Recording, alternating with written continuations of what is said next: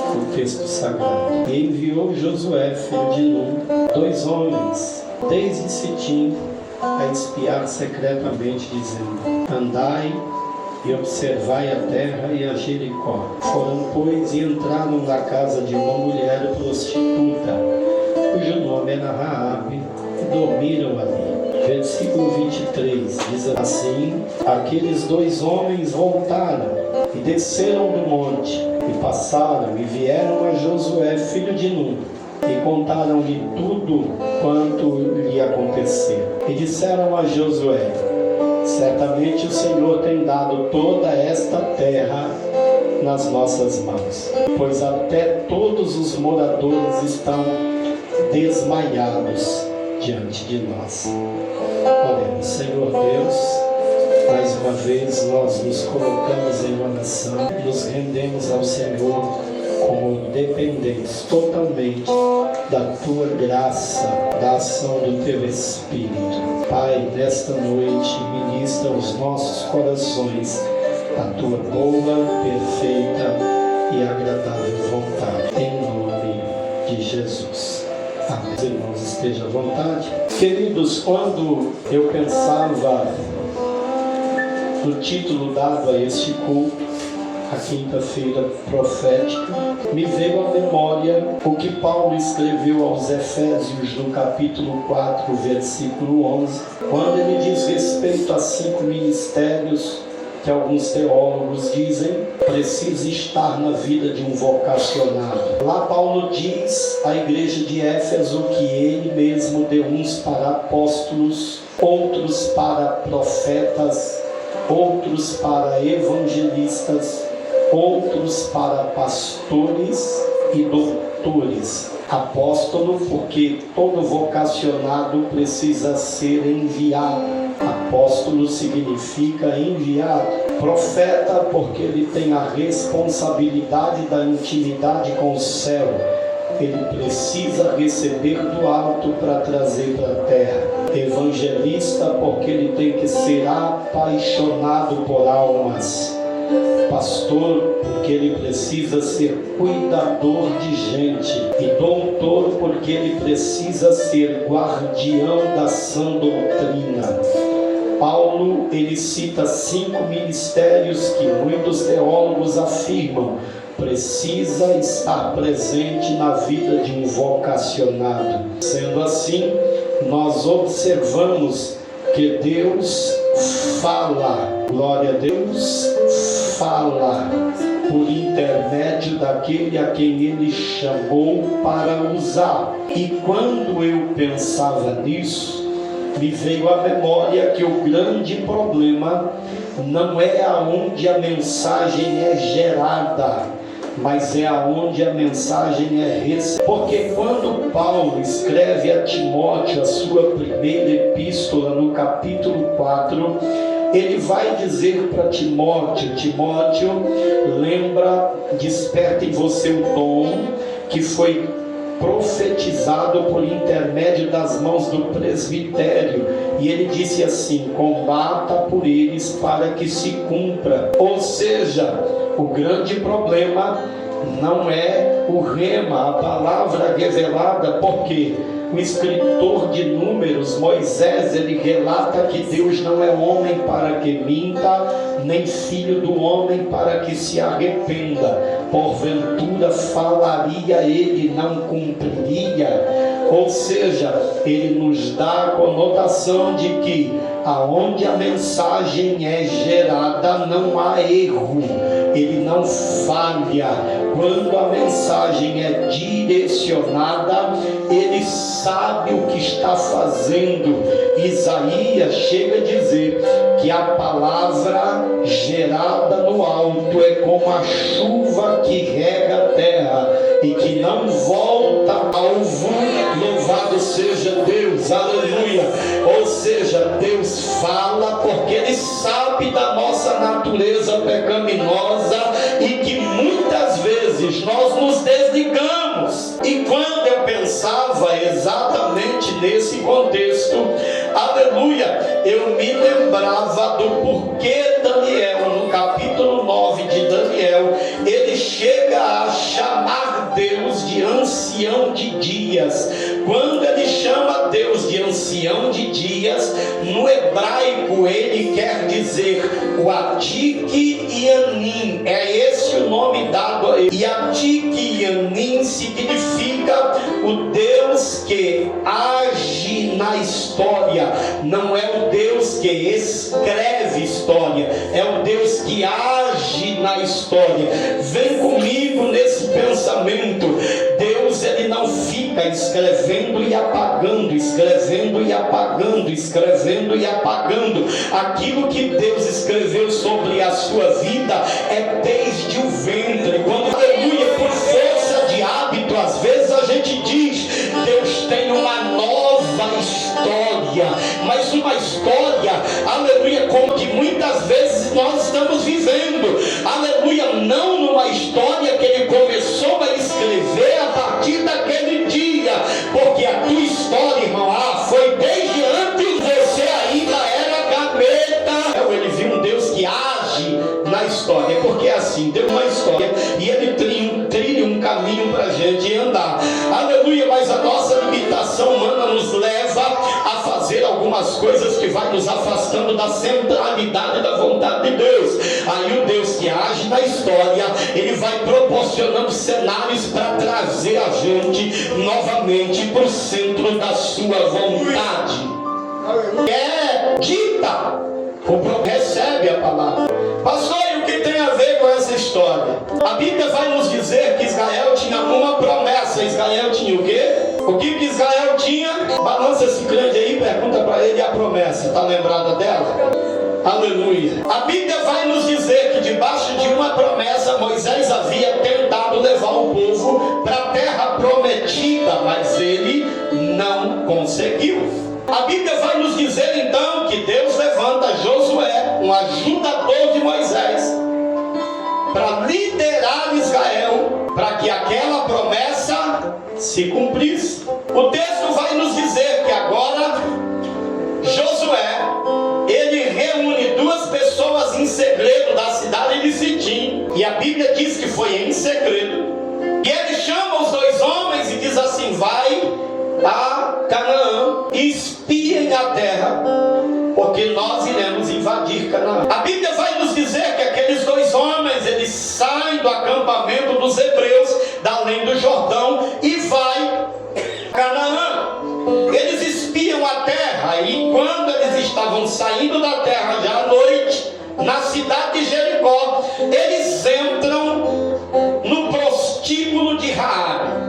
Eu até costumo brincar, eu digo, era o cabaré de Dona Raabe. Deus até já me deu uma mensagem sobre isso. Tem algum nordestino aqui? Só a irmã? Também? Glória a Deus. Eu não sou nordestino, eu sou paulista, aliás, caiçara, eu sou de Santos. A minha esposa é nordestina, pernambucana. Você vai lá no Pernambuco, pastor, as casas durante o dia é uma casa normal. Lá divisa, a minha sogra, ela mora numa rua que de um lado é Paraíba, do outro lado é Pernambuco. A mesma rua. Durante o dia você vê os meninos brincando. À noite eles colocam um forro na porta e acende uma luz colorida dentro. Ali ele chama cabaré de Dona Chica, cabaré de Dona Antônio. Bota os meninos para sair e vira cabaré. Nesse dia a Bíblia diz que os dois espias que estavam espiando a terra, o dia estava se findando e eles em cima da muralha de Jericó entram no cabaré de Dona Raabe. Diz que o rei de Jericó fica sabendo que dois espias dos hebreus haviam entrado, estavam espiando a terra e tinham entrado no cabaré de Dona Raabe. A Bíblia vai nos dizer que eles enviam homens ao cabaré de Dona Raabe e diz a ela: tire os homens que entraram aí para fora. Mas ela, sabendo que os soldados vinham, esconderam os dois homens no telhado. A Bíblia vai nos dizer que ela então mente para os soldados. Ela diz: olha, eles passaram aqui, mas eles já foram embora. Se apressem que vocês vão achá-los pelo caminho. Quando os homens saem aí dos espias dormirem, a Bíblia diz que ela sobe ao telhado e começa uma conversa com os dois espias. Uma aliança feita de um cabaré. Tem coisa que acontece na vida das pessoas que são inusitadas. E naquele dia, a Bíblia vai nos dizer que no telhado daquele cabaré, Raabe sobe ao telhado. Ela não chama eles para descer, ela vai ao telhado. E lá no telhado ela começa um diálogo que a gente não sabe quantos minutos duraram. Mas quando ela se apresenta aos dois espias, ela diz: olha, eu tenho notícias, a terra tem notícias de que o vosso Deus é Deus grande e terrível. Nós, quando ouvimos falar dos hebreus, os homens desmaiam de medo, porque chegou a nossa notícia de como ele fez vocês passarem o mar vermelho. E o que aconteceu a Og e Seom, os reis, aleluia, que foram destruídos da além do Jordão quando vocês passaram. E quando os homens ouvem falar dos hebreus, eles, porquanto sabemos que o vosso Deus vos dará toda essa terra. Aleluia. A Bíblia vai nos dizer que nesse texto, neste diálogo, que a promessa de Deus ia se cumprir. Mas ela não queria ficar de fora. Para os dois espias e diz assim: agora pois, faz uma aliança comigo, que quando vocês vierem, poupem a minha mãe, o meu pai, os meus irmãos e todo aquele que estiver dentro desta casa. A Bíblia vai nos dizer que naquela conversa, os espias estabelecem com ela algumas regras para que a aliança pudesse ser honrada. Eles disseram: ora, a nossa vida pela vida de todos aqueles que estiverem na casa, se você não nos entregar, quando viermos, tudo que estiver dentro da tua casa será poupado, só não que estiver do lado de fora. Só faz uma coisa: pega um cordão de escarlate e desce pelo mesmo local que nós estamos descendo, porque aí nós saberemos que neste lugar haverá livramento. A Bíblia vai nos dizer então que ela orienta os dois espias para que eles vá embora, fiquem 3 dias nas montanhas e depois partam para o acampamento onde Josué estava esperando a notícia. A Bíblia vai nos dizer que eles assim fizeram. Foram embora e conversaram com Josué.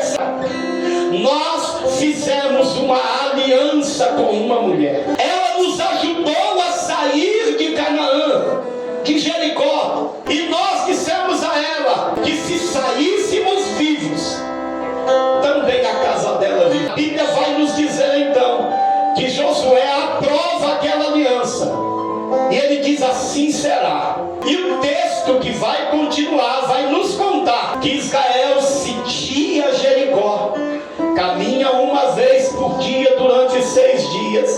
No 7º dia, com tribos, faz uma reunião, pega um príncipe de cada tribo e envia. Não deu certo. Quando eles voltaram, dos 12, 10 eram incrédulos. Só Josué e Caleb que diziam: a terra é boa, é fortificada, mas nós vamos entrar porque estamos debaixo de uma palavra profética. Os outros 10 diziam: não, a terra é boa mesmo, muito boa, mas lá é muito pra gente. Observa que essa estratégia de Moisés deu errado.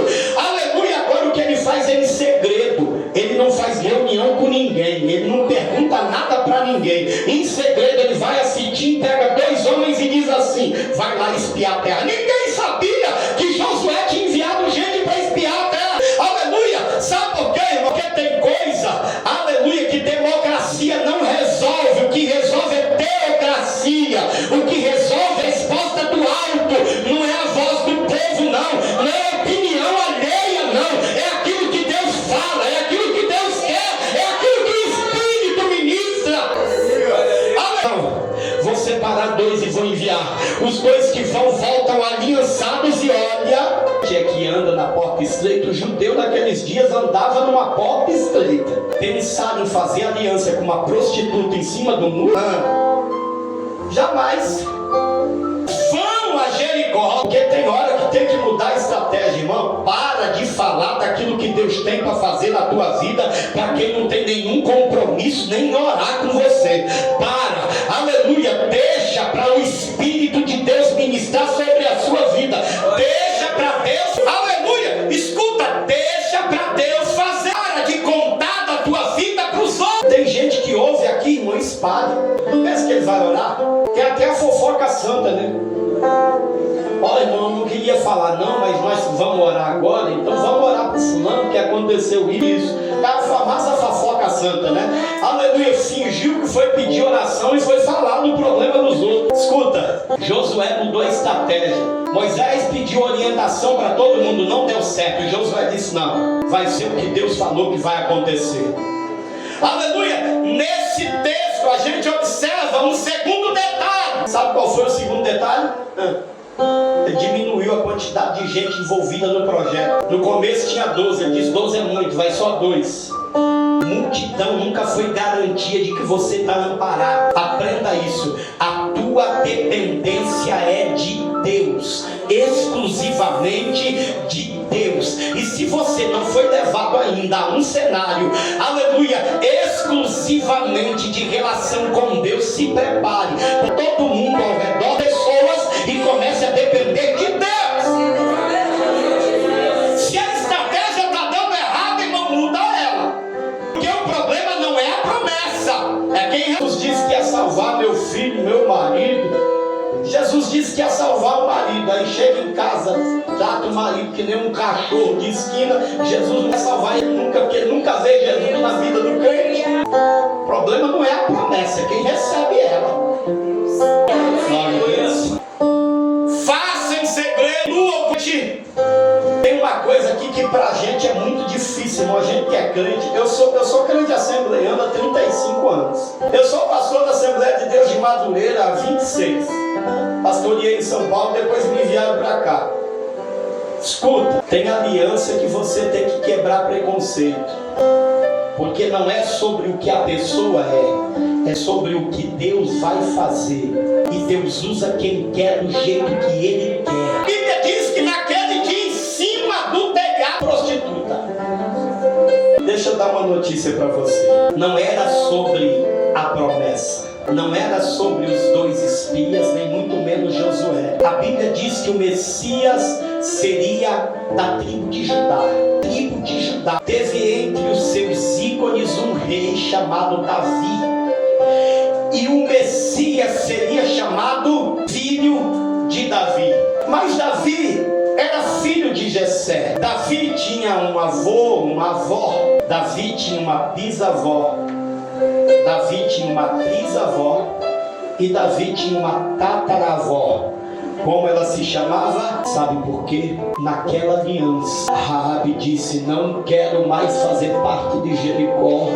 Aleluia, a aliança foi aceita. Quando a terra foi invadida e Raabe foi viver entre os judeus, ela se converteu ao judaísmo, virou judaizante. Dia de Jesus, aleluia, na genealogia de Jesus, porque não se trata de um comportamento, se trata. Neste momento você precisa quebrar preconceito, porque o teu olho só vê hoje, só vê agora, Deus vê amanhã.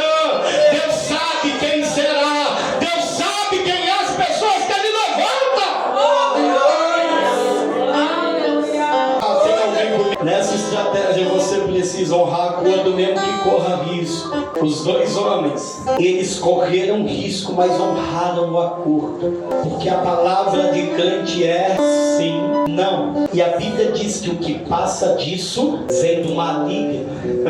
Aleluia. Escuta, quer ver se cumprir o que Deus falou?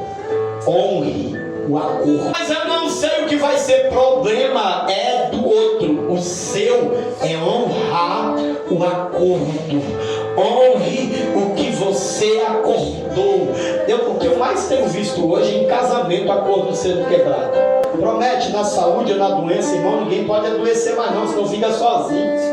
É tão difícil isso. Tem gente que tem disposição só quando está na saúde, só quando a coisa está boa. Tem pessoas que sofrem, irmão, trabalhou 20 anos cuidando da família, ficou desempregado nos primeiros 6 meses, acabou o seguro-desemprego, daqui a pouco a mulher está chamando ele de vagabundo. Escuta isso, honre o acordo, principalmente aquele feito aqui, ó, no altar. Esse feito no altar, irmão, está escrito na eternidade. Promete ser fiel. Nunca se viu tanto divórcio na igreja como se vê nos dias de hoje. E se 1 Timóteo capítulo 3 fosse levado ao pé da letra, lá tem descrição dos vocacionados: marido de uma só mulher, não espancador, não dado ao vinho, não cobiçoso, não neófito. Se isso fosse levado ao pé da letra, 80% das igrejas estavam sem pastor. Porque nós estamos quebrando acordo feito no altar. Aleluia, mas nós estamos querendo ver a promessa se cumprir. Então escuta, aleluia, esses homens fizeram um acordo que jamais, talvez eu não faria. Olhar e dizer, fazer um acordo dentro de um cabaré, em cima de um telhado, e honrar a palavra, irmão, tem que ter muita convicção. Mas eles assim fizeram porque era a vontade de Deus. E aquela prostituta virou tataravó de Jesus, genealogia, aliás, virou avó de Davi, está na genealogia de Jesus. Direção certa. Escuta, se Deus te direcionou para um acordo, não olha para os outros que vão falar, não. Deus te deu a direção? Tem certeza? Caminhe em cima dele, porque Deus vai honrar o que você fez. Tem que confiar na palavra de quem você não conhece. Eles não conheciam aquela mulher, mas eles colocaram a vida deles naquele acordo. Porque se aquela mulher entregasse, eles não chegariam no acampamento. Mas havia uma certeza na vida daqueles espias: mesmo que nós não cheguemos no acampamento, fique sabendo, o nosso sangue pelo seu, se nós não chegarmos, você também morre. Aleluia. E quando eles disseram você também morre, é porque eles tinham a certeza: se a gente não chegar no acampamento, ainda assim os hebreus virão e invadirão a terra. O teu escape vai ser se nós estivermos vivos. Eles tiveram que confiar na palavra de quem eles não conheciam. Talvez o maior desafio dos dias de hoje, porque confiança não é imposta, é gerada por relação. Ninguém diz assim, confia em mim, e as pessoas são obrigadas a confiar. Confiança é gerada por relação. Quando você olha e diz, dá para confiar, é porque você já convive. E a maioria dos nossos problemas de decepções pessoais com pessoas é porque a gente confia quando não é para confiar. Porque a pessoa, quando não é confiável, ele dá traços. Mas a gente, às vezes, na ânsia de repartir, aleluia, algumas coisas com outras pessoas, a gente assim o faz, lança. Aí depois reclama, me decepcionei. É lógico, não era para confiar e confiou. Aleluia. Então escuta, nesta nova estratégia, Josué teve, junto com os 2 espias, que confiar na palavra de uma pessoa desconhecida. Eu queria que você ficasse de pé, gente, para a gente encerrar aqui o tema da mensagem desta noite. Eu quero trazer a última aplicação desse texto para a sua vida. Porque o problema não é lá onde a mensagem é gerada, é aqui quando recebe a mensagem. Deu para entender? Se Deus falou, Ele não mente. Deus falou, Ele não retrocede. Ela está sobre a tua vida. O tema está sobre a tua vida. Aleluia. Como é que você gerou esta palavra? Pastor, Deus me chamou para um ministério. Você aumentou o tempo de oração? Começou a estudar a Bíblia? Não? Vai demorar para cumprir. Aleluia. Está servindo com obediência, está ardendo a chama. Aleluia. Porque a palavra continua. Ela está sobre a tua vida. A palavra profética, aquilo que Deus falou a respeito da tua vida, está aí ainda. Louvado seja Deus. O problema é que uns chegam primeiro e outros demoram mais, porque demoram de assimilar o que precisa fazer para a palavra profética se cumprir. E aqui Josué entendeu isso. Ele olhou para Moisés e disse, eu sei o que eu não devo fazer para se cumprir a palavra. Aleluia. Ele fez tudo diferente de Moisés. E a Bíblia diz que quando ele chega em Jericó e o povo grita, a muralha cai, aleluia, eles entram na terra e a palavra profética se cumpre. Aleluia. A última aplicação deste texto é: depois que você conquistar o que Deus falou que te daria, não deixa ninguém para trás. Todo mundo que te ajudou precisa estar envolvido no milagre. Está entendendo isso? Aleluia, porque a promessa feita foi essa: quando errar, você vem com a gente. Aleluia. E Acabe entra com os judeus e vira também herdeira. Louvado seja o Senhor, porque aquele que Deus usou para poder te ajudar não pode ficar para trás. A gente vive um período de muita ingratidão. A gente esquece fácil o que as pessoas fazem para a gente. Aleluia. Você pode olhar. Esses dias eu estava pensando, pastor, quanta gente às vezes Deus usou obreiros para orar, ele ser abençoado, curado, e ele não está junto, não anda junto, vai para um lugar por causa de status, por causa de status, não porque ali tem uma igreja mais bonita, porque ali eu estou mais socialmente envolvido, se esquece daquilo que Deus fez por intermédio de gente que para ele agora ficou pequena. Aleluia. Depois que Deus cumprir a promessa, não esquece quem te abençoou, quem te ajudou, quem esteve com você, quem orou por você, quem orou com você, e quem foi direcionado por Deus para estar com você no cenário. Nunca se esqueça disso, em nome de Jesus. Pastor, permite eu orar? Sério, vocês fiquem aqui de ladinho aqui, que nós queremos orar pelas pessoas aqui nesta noite. Pastor, eu tenho uma promessa da parte de Deus e eu não sei o que fazer. Eu vou orar para que você tenha uma direção. Você vai sair daqui sabendo o que tem que fazer, porque Deus não fala com parede. Qual é a estratégia, pastor? Você vai sair